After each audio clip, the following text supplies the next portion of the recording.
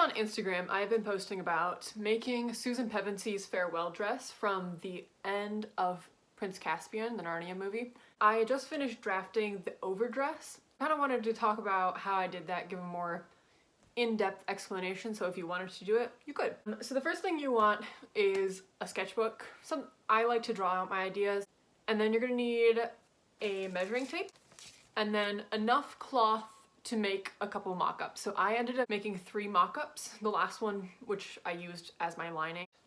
I drew out a sketch of the dress, the overdress. What I wanted in this first sketch was to figure out where the seams were, how many panels there are, general shape. So this is my first sketch. I don't know if you can actually see that, but oh yeah, you can.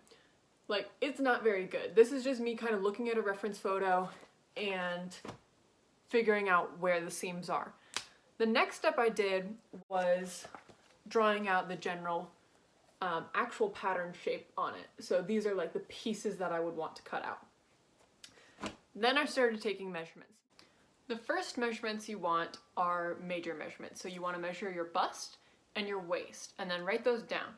Once you have those, you can start measuring each panel, so in between where each seam would be. So if I were measuring between the side seam and the princess seam, it would be from here to here.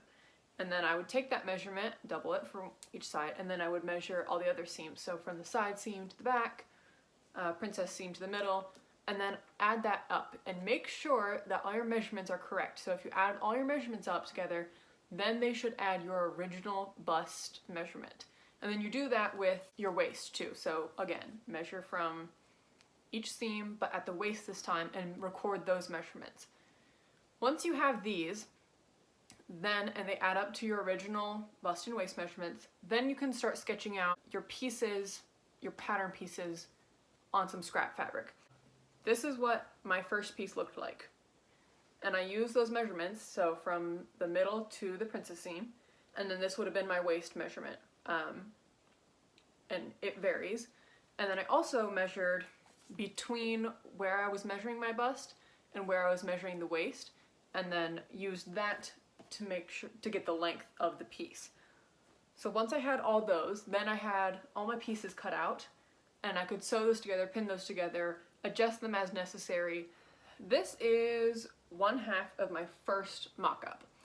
Alright, so using those measurements that I made, like this right here was the same as my first measurement between the princess seam and the middle. This would have been between the princess seam and the side seam. And then I kind of forgot that there were 2 panels in the back, so I originally just made 1 panel for the back.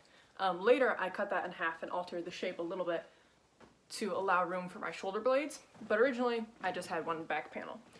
This is what the completed first mock-up looked like, all sewn together before I seam ripped it to use it as a pattern.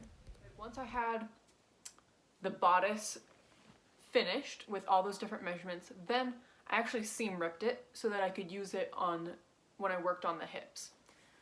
Now for the hips, it's very similar.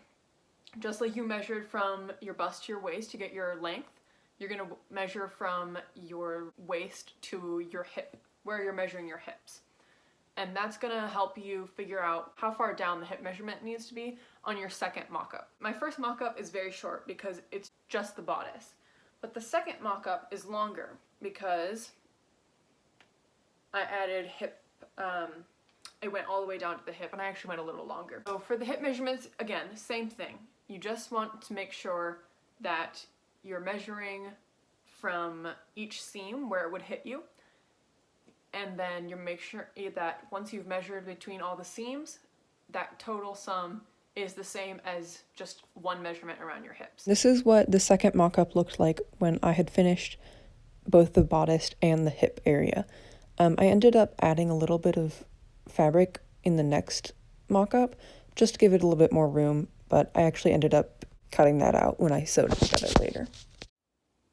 For the bodice and hip, I used my second mock-up as a pattern, and then for the rest of the skirt, I just drew it to the width of my fabric, which was about 22 inches.